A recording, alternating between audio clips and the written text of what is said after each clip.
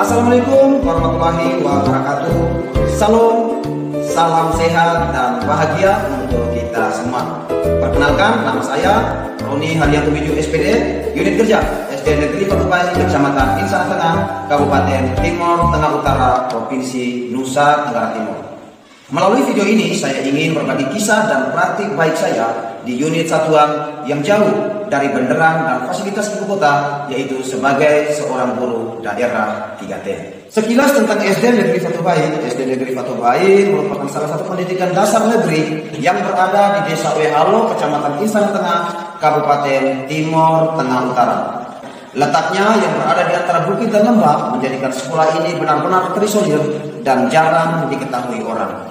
Semenjak ditugaskan di unit Satuan Pendidikan SD Patubai pada Februari 2021, saya memiliki tekad yang kuat untuk mempublikasikan unit Satuan Pendidikan ini, bukan saja di tingkat kabupaten tetapi juga di tingkat nasional melalui 2 cara, walaupun bagi saya ini bukan perkara mudah untuk menggapainya. Cara yang pertama adalah peningkatan kompetensi guru.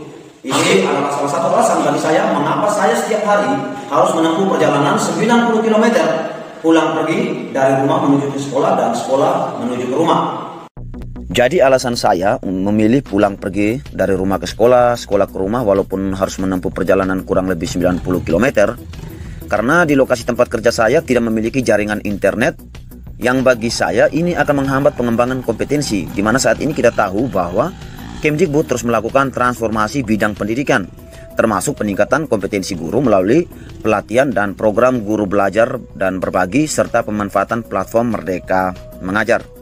Jadi di sini kita bisa membayangkan bagaimana jika saya memilih bertahan untuk tinggal di lokasi tempat kerja. Nah, jadi pelatihan-pelatihan itu dalam bentuk pengimbasan ini saya imbasnya ke rekan-rekan yang ada di unit Satuan Pendidikan SDN Patubai. Dan tak jarang juga saya membuat pelatihan-pelatihan seperti pemanfaatan akun belajar, pengaktifan akun belajar ID, dan bagaimana memanfaatkan platform Merdeka Mengajar. Dan apa yang saya lakukan, saya bersyukur karena atasan saya sendiri mengapresiasi apa yang saya lakukan. Jadi bagi saya, sekalipun kami berada di daerah terpencil, kami tidak harus kalah atau tidak harus mundur dengan keadaan. Justru sebaliknya, bagi saya ini adalah satu tantangan bagi saya dan juga motivasi bagi saya untuk saya terus berkembang. Bagaimana agar saya bisa meningkatkan kompetensi diri saya sebagai seorang guru yang sangat bermanfaat dalam mengembangkan media pembelajaran ataupun kompetensi pedagogik yang berhubungan dengan proses pembelajaran yang terjadi di kelas.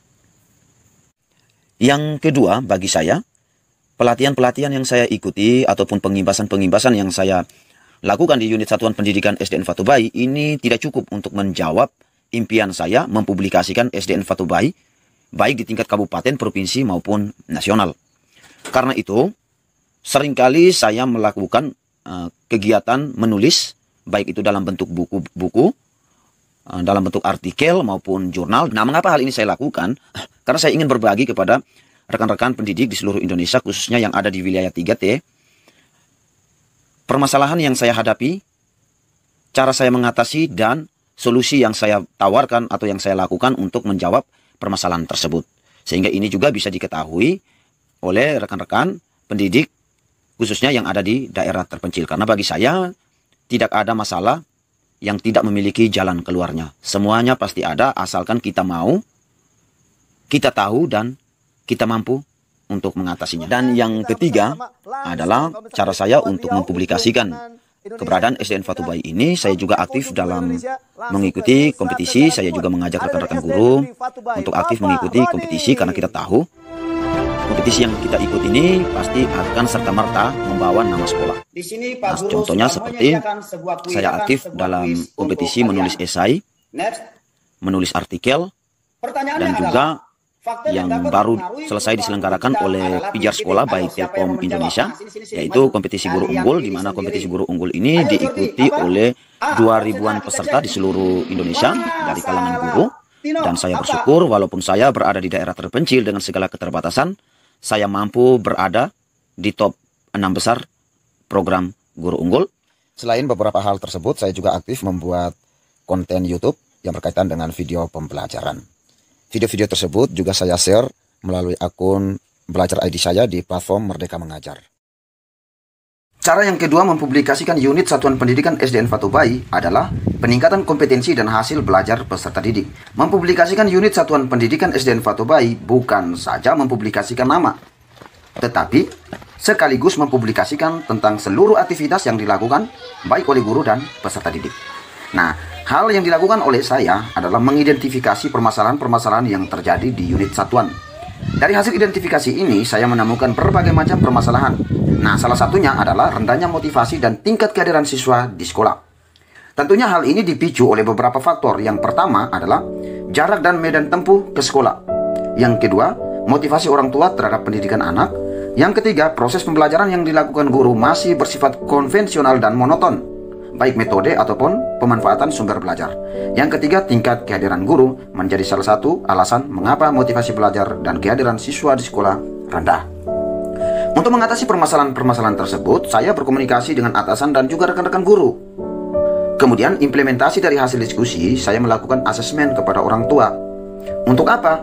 Untuk mengetahui nilai tingkat kepedulian orang tua terhadap pendidikan anak. Dan benar, dari hasil asesmen yang saya memperoleh hasil bahwa ternyata tingkat kepedulian orang tua terhadap pendidikan anak sangat rendah. Atas dasar itulah, saya bersama orang tua membuat kesepakatan sekaligus menandatangani komitmen bersama di dalam upaya mendukung pendidikan anak. Maka selanjutnya yang menjadi PR terbesar bagi saya dan tanggung jawab saya sepenuhnya adalah bagaimana saya memotivasi peserta didik setelah saya mendapat dukungan dari orang tua. Maka yang pertama, saya melibatkan peserta didik secara aktif dalam menentukan media, membuat media, dan memanfaatkan media pembelajaran secara optimal dalam proses pembelajaran. Jadi di sini adalah salah satu keterlibatan peserta didik dalam membuat media dan pemanfaatan media roda ilmu. Yang kedua adalah memanfaatkan lingkungan sebagai sumber belajar. Jadi pembelajaran tidak saja terjadi di dalam kelas, tetapi juga di luar kelas. Nah, selain kita langsung mempelajari pada alam, kita juga membuat atau mengambil satu tindakan bersama para peserta didik. Kira-kira apa yang harus kami lakukan atau apa yang harus dilakukan oleh peserta didik. Maka di sini keputusannya adalah kami bersama-sama untuk melakukan penanaman bambu di aliran sungai. Jadi kita langsung kontekstual pada lingkungan atau kenyataan hidup yang dialami oleh peserta didik. Yang ketiga, membuat modul belajar bagi peserta didik. Jadi pembuatan modul ini juga melibatkan peserta didik secara aktif, di mana objek dan subjek dalam modul ini bersumber dari lingkungan sekitar tempat tinggal peserta didik dan peserta didik itu sendiri. Nah, selain modul, saya juga aktif membuat video pembelajaran dan aktivitas yang terjadi di sekolah. Kemudian saya upload ke YouTube. Di sini kita bisa membayangkan bagaimana perasaan peserta didik daerah terpencil yang selama kehidupan mereka tidak pernah melihat wajah mereka tampil dalam sebuah buku atau modul atau dalam video. Tiba-tiba mereka melihat wajah mereka ada dalam buku atau video. Senangnya luar biasa. Nah, ketika mereka senang ini, saya mulai memotivasi mereka. Kegiatan yang keempat adalah membuat papan absensi. Jadi papan absensi ini terdiri dari dua bagian, yaitu house dan school. Nah, cara penggunaannya adalah siswa yang datang di awal akan memindahkan nama mereka dari barisan papan house ke papan school, yang artinya peserta didik ini sudah berada di sekolah. Kemudian, nama mereka akan ditempatkan pada posisi paling atas jika dia adalah peserta didik yang datang paling pertama. Kemudian disusul dengan peserta didik yang datang di waktu berikutnya. Nah, hal ini dengan tujuan untuk meningkatkan kedisiplinan waktu dan juga menciptakan kompetisi yang bernilai positif bagi peserta didik. Jadi peserta didik ini berlomba-lomba untuk datang di awal supaya nama mereka itu berada di atas papan absensi. Nah, yang kelima, melaksanakan proses pembelajaran yang aktif dan interaktif. Mulai dari metode, pemanfaatan media, ini betul-betul saya fokuskan. Sehingga antara papan absensi itu, kalau kita melihat ada yang namanya kotak refleksi. Jadi kotak refleksi ini saya gunakan untuk memberi kesempatan kepada peserta didik menilai proses pembelajaran serta mencatat harapan mereka untuk proses pembelajaran yang akan datang. Sekalipun sekolah kami berada di daerah terpencil yang tidak memiliki akses internet, namun dalam pembelajarannya saya aktif membuat media pembelajaran interaktif menggunakan PowerPoint dan juga game interaktif. Nah, hal ini sangat bermanfaat untuk meningkatkan motivasi dan partisipasi peserta didik selama mengikuti proses pembelajaran. Bagi saya, mereka bukan saja peserta didik, tetapi sahabat dalam berbagi kisah, mendengar cerita mereka, memberi solusi dan motivasi untuk mereka tetap semangat meraih cita-cita. Dari pelosok, mari kita bangun negeri melalui pendidikan. Akhir kata, saya Roni Haryanto Bijou SPD mengucapkan salam pendidikan, salam guru pelosok.